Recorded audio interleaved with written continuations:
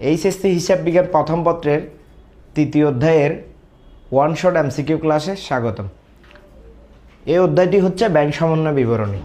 Bank সমন্বয় বিবরণীর MCQ সমাধানের ক্ষেত্রে এই চকটি খুবই গুরুত্বপূর্ণ।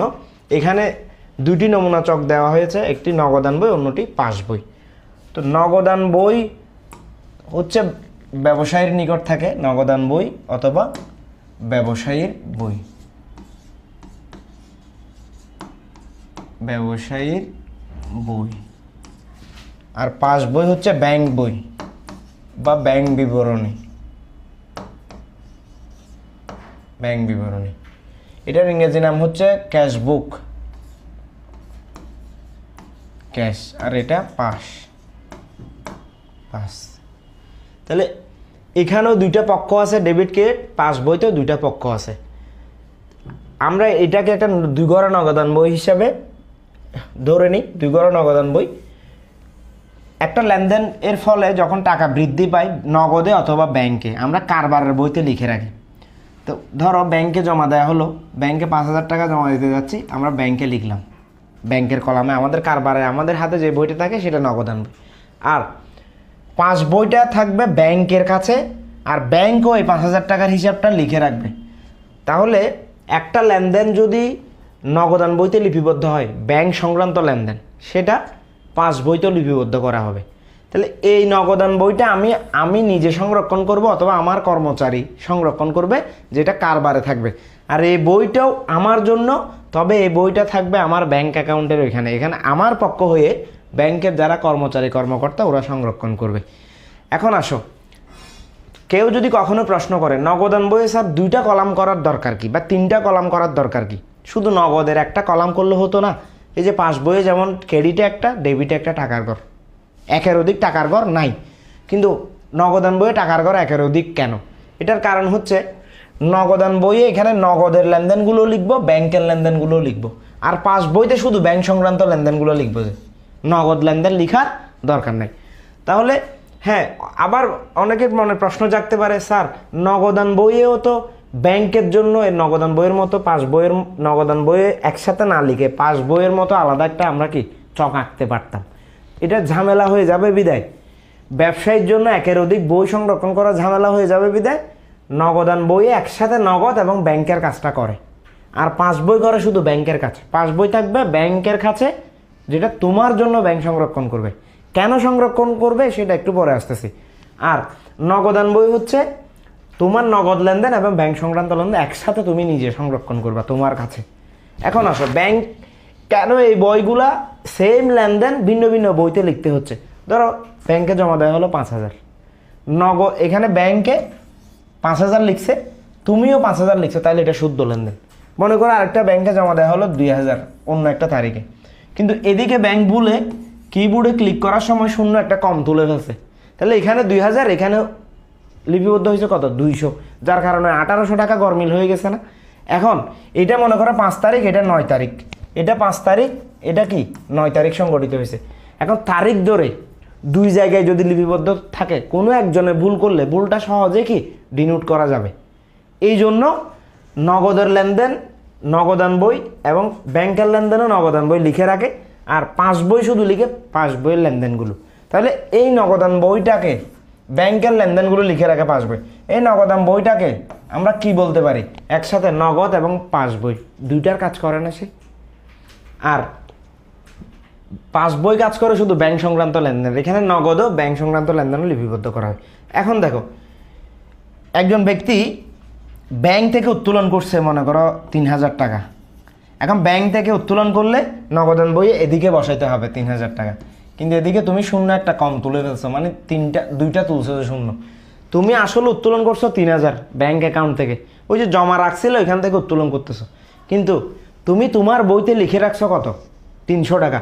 তাহলে তুমি আসলে তোমার অ্যাকাউন্ট থেকে ব্যাংকে যে জমা রাখছিলে এখান থেকে উত্তোলন করছো 3,000, কিন্তু তুমি লিপিবদ্ধ করছো তোমার বইতে 300-2700 টাকা তুমি কম লিখছো। এটা ব্যাংকের সাথে তোমার একটা ঝামেলা হয়ে যাবে। তো এই জন্য এখন দেখো, ব্যাংকও লিখে রাখে, তোমাকেও লিখে রাখতে হয়। এই যে এখানে তুমি ঠিক লিখছো, এখানে ব্যাংক ভুল লিখছে, আবার এখানে ব্যাংক ঠিক লিখছে, তুমি ভুল লিখছো, তাহলে উভয় পক্ষ লিখে রাখে কেন? যাতে কোনো একটা পক্ষ ভুল করলে কেউ যাতে ক্ষতিগ্রস্ত না হয়। ধরো এখানে কম লিখছে, তুমি ক্ষতিগ্রস্ত হচ্ছ, আবার এদিকে কম লিখার কারণে তুমি লাভবান হচ্ছ। ব্যাংক থেকে তুমি তুলছো 3000, কিন্তু তুমি দেখাচ্ছ 300, তাহলে ব্যাংকের এটা একটা ক্ষতির সম্মুখীন হবে না ব্যাংক? তাহলে উভয় পক্ষ লিখে রাখে কেন? পরস্পর আস্থাহীনতার কারণে। তুমি মনে হচ্ছে যে না, ব্যাংক মনে হয় আমার সাথে জালিয়াতি করতেছে, আবার ব্যাংক মনে করতেছে কি আমার গ্রাহক মনে হয় আমার সাথে জালিয়াতি করতেছে। তাহলে এখানে কিছু শুদ্ধ লেনদেন, কিছু ভুল লেনদেন।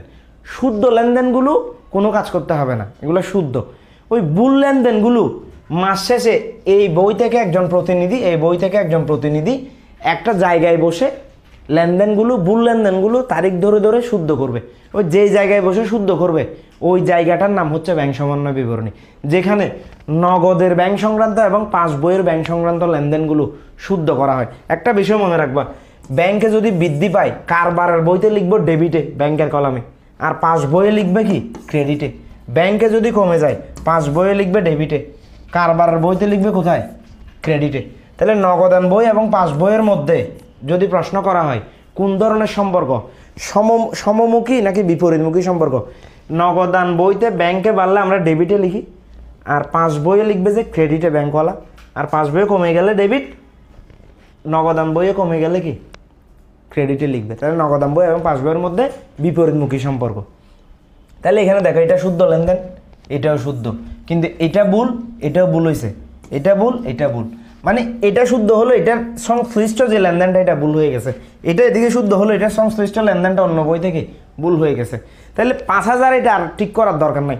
2000কে 200 লিখছে, 3000কে 300 লিখছে, এই দুইটা লেনদেন মাস শেষে বসে এখানের একজন কর্মচারী, এই বইয়ের একজন কর্মচারী কি করে এক জায়গায় বসে শুদ্ধ করবো। ওই জায়গাটার নাম হচ্ছে ব্যাংক সমন্বয় বিবরণী, যেখানে ব্যাংক সংক্রান্ত ভুল লেনদেনগুলো শুদ্ধ করা হয়।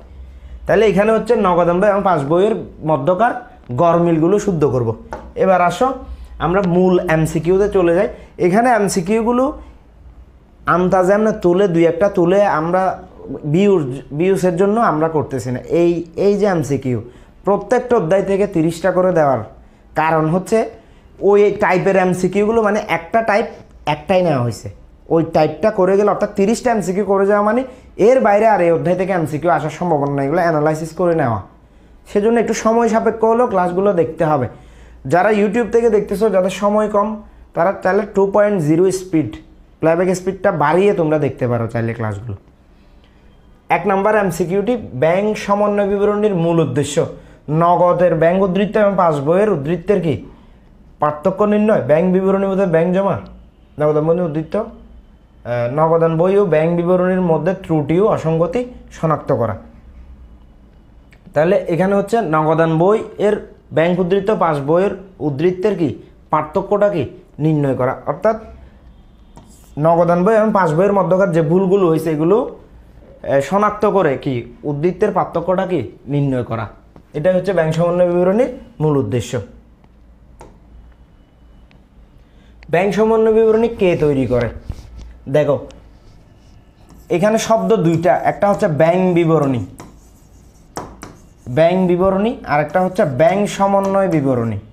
ব্যাংক সমন্বয় বিবরণী, ব্যাংক বিবরণী হচ্ছে পাস বই,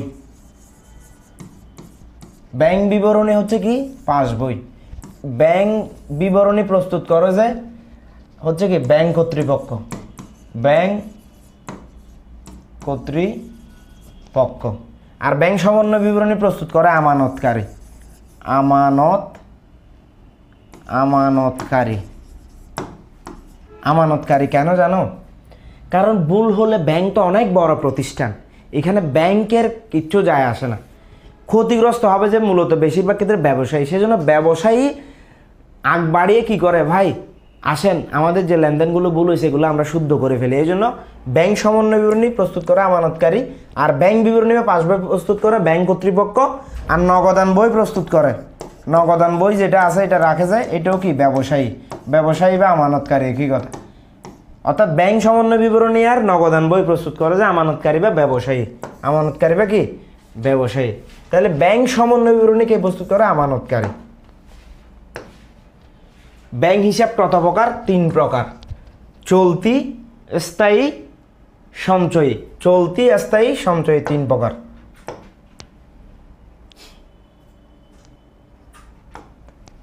হ্যাঁ, এক প্রকারের বিশেষ একটা ব্যাংক অ্যাকাউন্ট আছে যেটা শেয়ার বাজারের শেয়ার কেনাবেচার জন্য কোম্পানিকে বিশেষ সুবিধা দেওয়ার জন্য ব্যাংক কর্তৃপক্ষ এই অফারটা এই সুযোগটা দিয়ে থাকে, সেটা হচ্ছে BU account, beneficiary owners account. Beneficiary owners account বিশেষ সুবিধা প্রদানের জন্য এই ধরনের ব্যাংক অ্যাকাউন্টগুলো ব্যাংকই দিয়ে থাকে, ব্যাংক সুযোগ দিয়ে থাকে। এখানে 4 নম্বর এবং 5 নম্বর প্রশ্নের উত্তর দিতে বলছে। একটি প্রতিষ্ঠানের 1 জুলাই তারিখে ব্যাংক বিবরণী অনুযায়ী, ব্যাংক বিবরণী মানে পাস বই অনুযায়ী ব্যাংক জমার উদ্ধৃত 75,000, ব্যাংক বিবরণ অনুযায়ী ব্যাংক জমার উদ্ধৃত 75,000। 10 জুলাই একটি চেক পেয়ে ব্যাংকে জমা দেওয়া হলো, পরবর্তীতে 15 তারিখ চেকটি প্রত্যাখ্যাত হলো। তাহলে ব্যাংকে জমা দিলে একবার টাকাটা বাড়ছে, আবার প্রত্যাখ্যাত হয়ে গেলে ব্যাংক থেকে আবার কমে গেছে না? তাহলে 15 + 15 মাইনাস, এখানে আসলে কোনো পরিবর্তন হয়নি। তাহলে 15 তারিখের পর ব্যাংক প্রতিষ্ঠানের ব্যাংক উদ্ধৃত কত হবে? এটা সেম আগের মতোই থাকবে, 75,000। ব্যাংকে জমাকৃত চেক প্রত্যাখ্যাতর ফলে প্রতিষ্ঠানের আর্থিক অবস্থার কি পরিবর্তন হয়েছে? ব্যাংকে যখন জমা দিচ্ছ তুমি ব্যাংক ডেবিট করছিলা, হ্যাঁ, প্রাপ্য হিসাব, কারণ চেকটা কার থেকে পাও তোমরা, কে তোমাকে চেক দিবে? তোমার দেনাদার, প্রাপ্য হিসাব ক্রেডিট এরকম করছিলা। এ প্লাস মানে অ্যাসেট বৃদ্ধি, অ্যাসেট মাইনাস। কিন্তু চেকটা যখন প্রত্যাখ্যাত হয়ে যায়, তুমি আবার যে তোমাকে ভুল চেক দিছিল, চেকটা কেন প্রত্যাখ্যাত হয়? নির্দিষ্ট কোনো কারণ আছে চেক প্রত্যাখ্যাত হওয়ার। ধরো 15,000 টাকার চেক দিছো তুমি আমাকে, কিন্তু ব্যাংক অ্যাকাউন্টে, তোমার অ্যাকাউন্টে আমি যখন তোমার অ্যাকাউন্ট থেকে চেকটা ভাঙাইতে গেছি, টাকাটা তুলতে গেছি, ওইখানে টাকা আছে 1500। তাহলে ব্যাংক আমাকে প্রত্যাখ্যান করেছে, বলতেছে আপনি যে চেকটা পাইছেন, যে ব্যক্তি আপনাকে চেক দিছে সে 2 নাম্বারই করছে আপনার সাথে। তাহলে আমি আবার তোমাকে ধরবো, তুমি আমাকে ভুল চেক দিছো, তাহলে প্রাপ্য হিসাব ডেবিট হবে। তাহলে আমি যে ভুলে ব্যাংকে বাড়াই ফেলছিলাম, এটা ব্যাংকে কমাই দিতে হবে, কারণ ব্যাংকে আসলে কোনো টাকা বাড়ে নাই। তাহলে প্রাপ্য হিসাব 15,000 টাকা প্রাপ্য হিসাব বৃদ্ধি পাবে, 15,000 টাকার ব্যাংক হিসাব কি হ্রাস পাবে। প্রদ হিসাবের কোনো কথা আসে না এখানে। তাহলে 1 আর 3, 1 আর 3 হচ্ছে উত্তর। ব্যাংক বিবরণী অনুযায়ী ক্রেডিট উদ্ধৃত বলতে, ব্যাংক বিবরণী মানে এখন বুঝাইছি, ক্রেডিট মানি জমা, আর ডেবিট মানি ব্যাংক বিবরণী পাস বইটাই, পাস বই, এটা হচ্ছে উত্তোলন। ক্রেডিট উদ্ধৃত মানে কি? ব্যাংক জমার উদ্ধৃত, ব্যাংক জমা উদ্ধৃত, ব্যাংক জমার উদ্ধৃত। নিচের কোনটি ক্রেডিট মেমোরেন্ডাম? দেখো memorandum, debit memorandum, debit memo সংক্ষেপেও আসতে পারে, মেমো অথবা মেমোরেন্ডাম এভাবে আসতে পারে, ক্রেডিট মেমো বা ক্রেডিট মেমোরেন্ডাম। এই যে ব্যাংক বিবরণী, এখন আমি যে চকটা আঁকাইছি এটার ভিতরে পুরো ব্যাংক সমন্বয় চ্যাপ্টারটা। ব্যাংক বিবরণী মানে হচ্ছে কি পাস বই না? পাস বইয়ের এখানে একটা ডেবিট আর কমলে কি ক্রেডিট। পাস বই কি বই? পাস বই বা ব্যাংক বিবরণী একই কথা। তাহলে এখানে ক্রেডিট মেমো মানে যেসব লেনদেনের ফলে ব্যাংকে টাকা বৃদ্ধি পাবে কিন্তু নগদান বইতে লেখা হয়নি, এগুলো হচ্ছে ক্রেডিট মেমোরেন্ডাম। আর যেসব লেনদেনের ফলে পাস বইতে বা ব্যাংক বিবরণীতে টাকা কমে যাবে কিন্তু নগদান বইতে লেখা হয়নি, এগুলো হচ্ছে ক্রেডিট মেমোরেন্ডাম। অনেক সময় সৃজনশীল প্রশ্নের ক অংশে এই ধরনের প্রশ্নটা দিয়ে থাকে।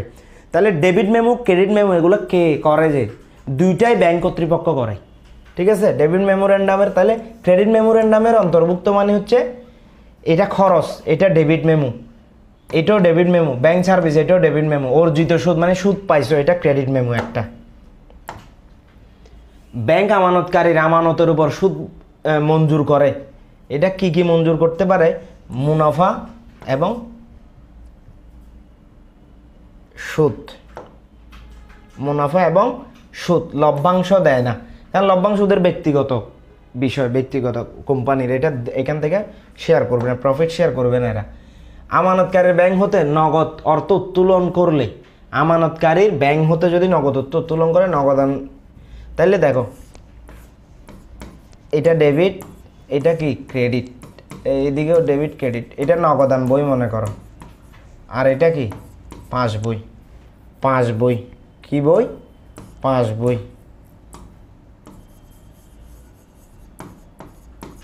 পাস বই। তাহলে আমানতকারীর ব্যাংক নগদ আমানতকারীর অ্যাকাউন্ট থেকে তুললে পাস বইয়ে ক্রেডিট হবে, ব্যাংক বিবরণীতে ক্রেডিট হবে। তোমরা আবার মিক্স করে ফেলেও না, ব্যাংক বিবরণী আর ব্যাংক সমন্বয় বিবরণী এক না। ব্যাংক সমন্বয় বিবরণী হচ্ছে যেখানে নগদ এবং পাস বই বা ব্যাংক বিবরণীর ভুলগুলো শুদ্ধ করে লেখা হয়।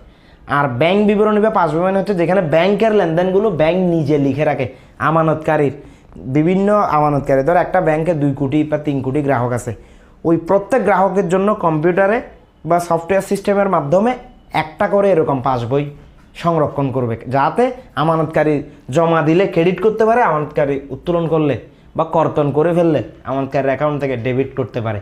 তাহলে এটা কি, এদিকে ক্রেডিট ডেবিট মানি, ওইদিকে কি ক্রেডিট না? তাহলে নগদান বইয়ের আমানতকারীর ব্যাংক হতে নগদ অর্থ উত্তোলন করলে হিসাবভুক্ত হবে, নগদান হিসাবে নগদান বইতে নগদান হিসাব ক্রেডিট, ব্যাংক বইতে আমানতকারীর হিসাব ডেবিট, নগদ অর্থ উত্তোলন করলে হিসাবভুক্ত হবে। তাহলে এটা কি, ব্যাংক বইতে আমানতকারী ডেবিট হয়ে যাবে, আমানতকারী ডেবিট, নগদান বইতে ব্যাংক হিসাব ক্রেডিট হবে। হ্যাঁ, এদিকে ক্রেডিট হচ্ছে নগদান বইতে আর আমানতকারীতে ডেবিট হচ্ছে 1 আর 3, 1 আর 3। এনএসএফ মানে নট সাফিসিয়েন্ট ফান্ড, এনএসএফ অর্থাৎ পর্যাপ্ত টাকার অভাবে চেক প্রত্যাখ্যাত হওয়া। দেখো, প্রত্যাখ্যাত চেক 2 প্রকার, প্রত্যাখ্যাত চেক 2 প্রকার। একটা হচ্ছে ইস্যুকৃত চেক, ইস্যুকৃত চেক প্রত্যাখ্যান, একটা হচ্ছে জমাকৃত চেক প্রত্যাখ্যান, জমাকৃত চেক প্রত্যাখ্যান। 2 ভাবে রিজেক্ট হতে পারে। প্রত্যাখ্যাত মানে হচ্ছে, ধরো তুমি একটা মেয়েকে প্রপোজাল দিলে, একটা চিঠি দিলে, সে তোমাকে রিজেক্ট করে দিয়েছে, অথবা মেয়েটা তোমাকে একটা চিঠি দিল, সেক্ষেত্রে তুমি তাকে রিজেক্ট করে দিছো, তাহলে রিজেকশনটা 2 দিক থেকে আসতে পারে। তাহলে ইস্যুকৃত চেক প্রত্যাখ্যান মানে তুমি একজনকে একটা চেক দিছো, ধরো আমি তোমাকে একটা চেক দিলাম 10,000 টাকা মূল্যের, ওই চেকটা তুমি আমার অ্যাকাউন্ট থেকে তুলবা, কিন্তু আমার অ্যাকাউন্টে টাকা আছে মাত্র 10 টাকা, তাহলে এটা হচ্ছে পাওনাদারকে দিছি বা ইস্যু করছি ওইরকম চেক প্রত্যাখ্যাত, মানে তোমার সাথে আমি প্রতারণা করলাম।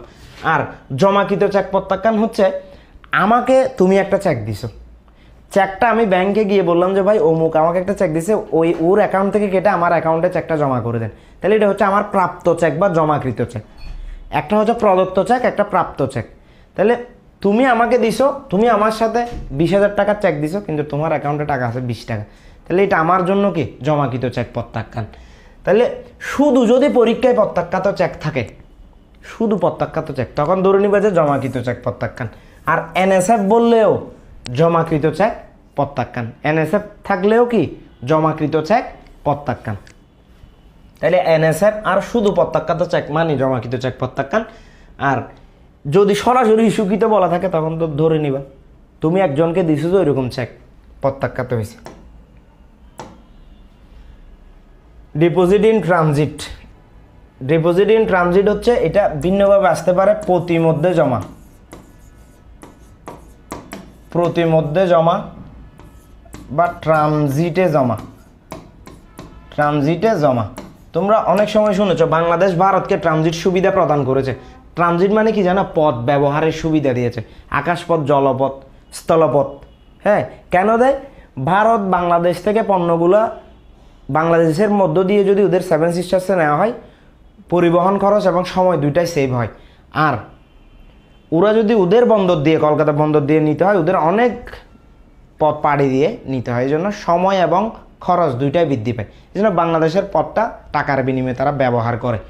তাহলে অ্যাকাউন্টিংয়ে ট্রানজিট মানে কি? ট্রানজিট মানে হচ্ছে, ধরো ঢাকা থেকে একটা চেক, তুমি গাড়িতে উঠছো সকালে, ঢাকা থেকে একটা চেক এসে চট্টগ্রাম জমা দিবা। কোথায়? চট্টগ্রামে। চেকটার দাম 20,000 টাকা। ধরো টোটাল চেক 22,000 টাকা, দুইটা চেক। এখন চট্টগ্রামের একটা হচ্ছে চকবাজারে দিবা, চকবাজারে, আরেকটা হচ্ছে কি জিইসিতে দিবা। এখন 22,000-এর মধ্যে একটা 12 আর একটা 10, এই 12,000-এরটা চকবাজার জমা দিতে পারছো, কিন্তু জিইসি যেতে যেতে 10,000 টাকার চেকটা জমা দিতে দিতে তোমার ওই ব্যাংকটা বন্ধ হয়ে গেছে। ওই দিন মাসের লাস্ট দিন, ডিসেম্বরের 31 তারিখ মনে করো, এর পরের দিন শনিবার বা শুক্রবার। তো যার কারণে ওই মাসে আর তুমি জিসি ব্রাঞ্চে 10,000 টাকার চেকটা জমা দিতে পারো না। কিন্তু ঢাকা থেকে গাড়িতে ওঠার সময় তুমি তোমার নগদান বইতে যে ব্যাংকের কলাম আছে ডেবিট, ওইখানে 22,000 একসাথে জমা করে লিখে আসছো। কেন? লিখে আসতেছো কেন? ব্যাংকে যে বিভিন্ন লেনদেন করবা মনে না থাকতে পারে, এই জন্য তুমি তোমার কাছে ব্যাংকের লেনদেনগুলো আলাদা করে নগদান বইতে লিখে রাখো। জমা দিলে ডেবিটে, উত্তোলন করলে ক্রেডিটে লিখে রাখো নগদান বইয়ের ব্যাংকের কলামে। এখন ব্যাংকে এসে তুমি জমা দিতে পারছো শুধু চকবাজারেরটাতে, তাহলে চকবাজারের পাস বইতে লিখছে, কিন্তু জিইসির পাস বইতে লিখতে পারে নাই। তাহলে এখানে পথের মধ্যে এটা ঝুলে আসে না, লটকে আসে না পথের মধ্যে 10,000 টাকা, তাহলে এখানে ট্রানজিটে জমা হবে এই 10,000 টাকা। এটা ক নাম্বারে আসতে পারে সৃজনশীলে, ঠিক আছে? তাহলে এখানে ডিপোজিট ইন ট্রানজিট মানে হচ্ছে পরিবহনাধীন চেক অথবা জমাকৃত চেক আদায় হয়নি, মানে এখান থেকে চেক ঢাকা থেকে 22,000 টাকা বিসমিল্লা করে বের হয়ে চট্টগ্রাম এসে 12,000 জমা দিতে পারছে, আর 10,000 জমা হয়নি। যেটা জমা হয় নাই, ঝুলে আছে, এটাই হচ্ছে পরিবহনাধীন জমা বা ট্রানজিটে জমা বা ডিপোজিট ইন ট্রানজিট। বকেয়া চেক বলতে ইস্যুকৃত চেক কি? ইস্যুকৃত চেক উপস্থাপিত হয়নি, ইস্যুকৃত চেক প্রত্যাখ্যাত হয়েছে, জমাকৃত। বকেয়া চেক এটা হচ্ছে অনাদায়ী, জমাকৃত চেক এটা হচ্ছে প্রত্যাখ্যাত। জমাকৃত চেক আদায় হয়নি মানে এটা অনাদায়ী, আর বকেয়া মানে হচ্ছে ইস্যুকৃত চেক ব্যাংকে উপস্থাপিত হয়নি। এই দুইটাতে প্রত্যাখ্যাত। এটা হচ্ছে জমাকৃত বা প্রাপ্ত চেক প্রত্যাখ্যাত হওয়া, মানে তুমি একজন থেকে পাইছো এরকম প্রত্যাখ্যাত হয়েছে, আর এটা হচ্ছে তুমি একজনকে দিছো এরকম প্রত্যাখ্যাত হয়েছে।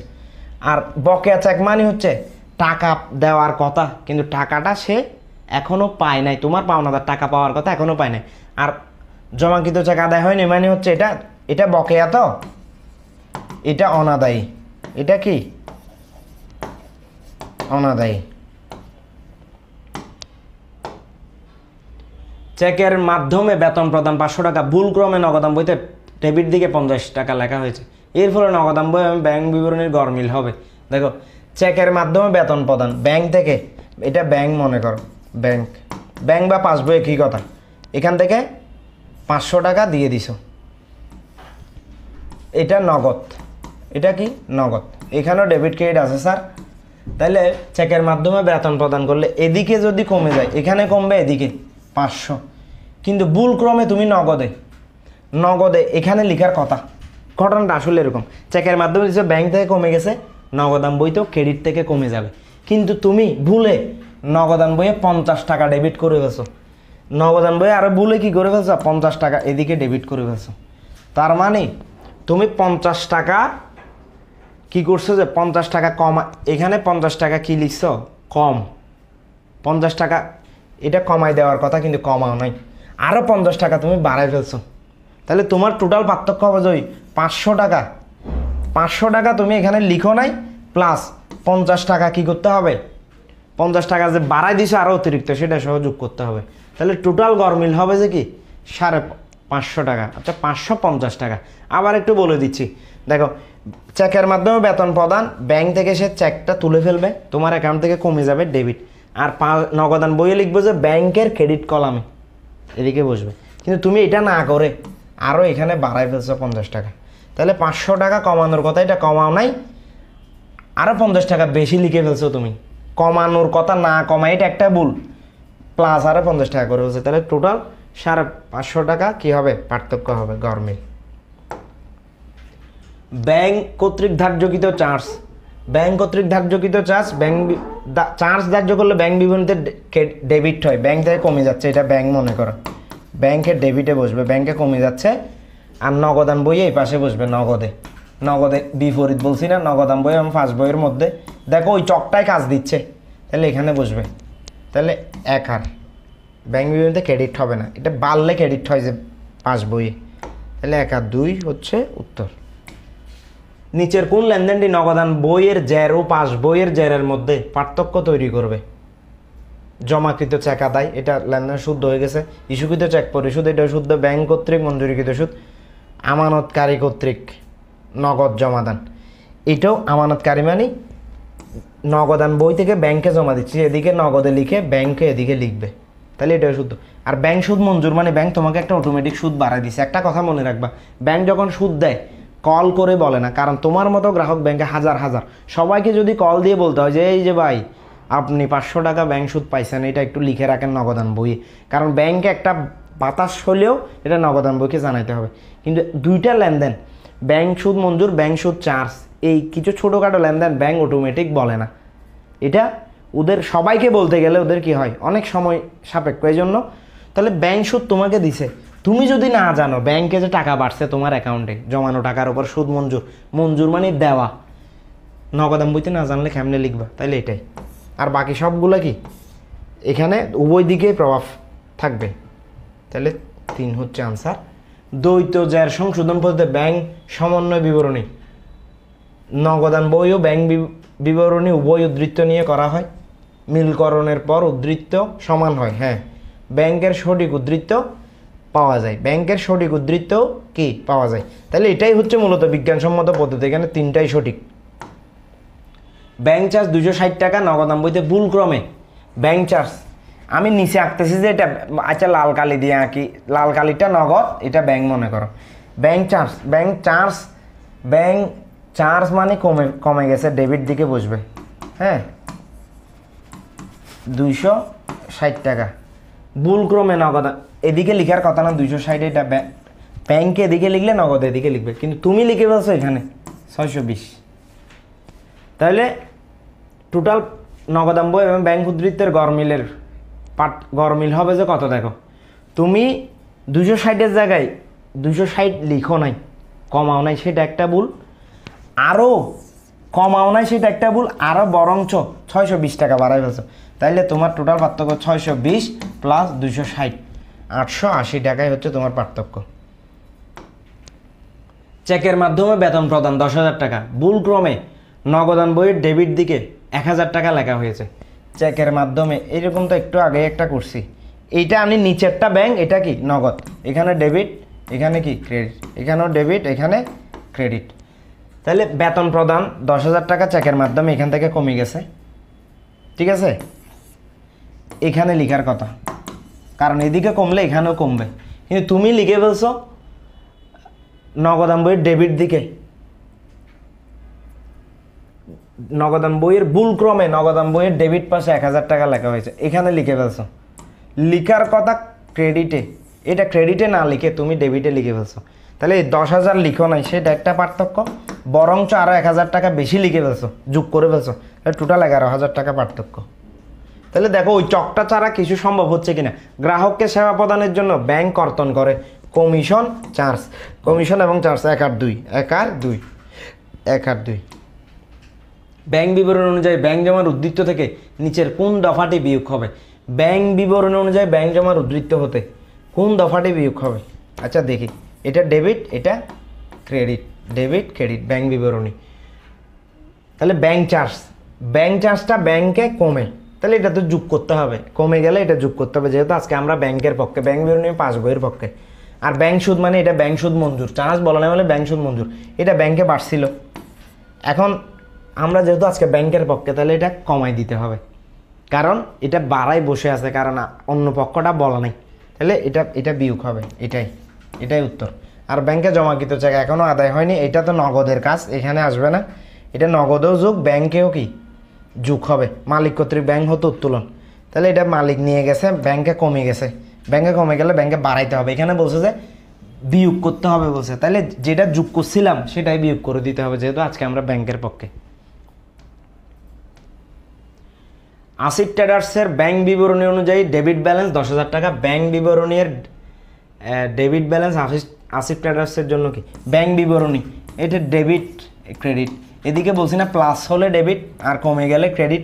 ডেবিট ব্যালেন্স মানে ডেবিটটা বড়, যার যে পাশ বড় সে পাশের নামে ডাকা হয়, বড় ছেলের নামে পরিবারকে ডাকা হয়। তাহলে ঠিক এখানেও ব্যাংক পাস বই যেটা আছে এখানে ডেবিট উদ্ধৃত মানে হচ্ছে খরচ বেশি হয়েছে, যে তাহলে এটা দায় ব্যাংক জমাতিরিক্ত। ব্যাংক বিবরণীর অনুযায়ী পাস বই অনুযায়ী, ব্যাংক বিবরণী মানে পাস বই অনুযায়ী ডেবিট ব্যালেন্স হচ্ছে ব্যাংক জমাতিরিক্ত, দায় এটা। ডেবিট মেমোরেন্ডাম কে প্রস্তুত করে? ডেবিট হোক ক্রেডিট হোক দুইটা মেমোরেন্ডামই কি ব্যাংক প্রস্তুত করে, ঠিক আছে, এটা মনে রাখবা। আমানতকারী ব্যাংক হিসাবের প্রতিচ্ছবি কোনটি? আমানতকারীর, এই যে আমানতকারীর ব্যাংক হিসাবে ডেবিট ক্রেডিট, ব্যাংক বিবরণী, ব্যাংক বিবরণীর অপর নাম কি? পাস বই।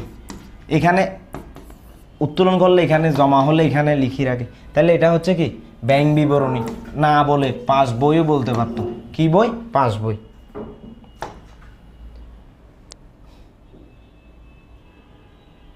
নগদান বই ও ব্যাংক বিবরণী ব্যালেন্সের গরমিলের কারণ, নগদান বই ব্যাংক বিবরণী ব্যালেন্সের ইস্যুকৃত চেক উপস্থাপন না হলে, জমাকৃত চেক আদায় না হলে, ব্যাংক সুদ মঞ্জুর করা হলে। তিনটাই উত্তর।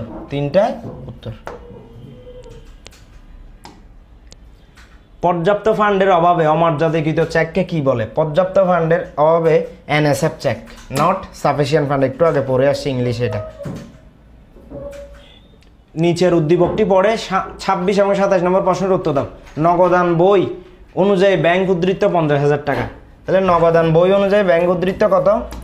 নগদান বই অনুযায়ী ব্যাংক উদ্ধৃত 50,000 টাকা।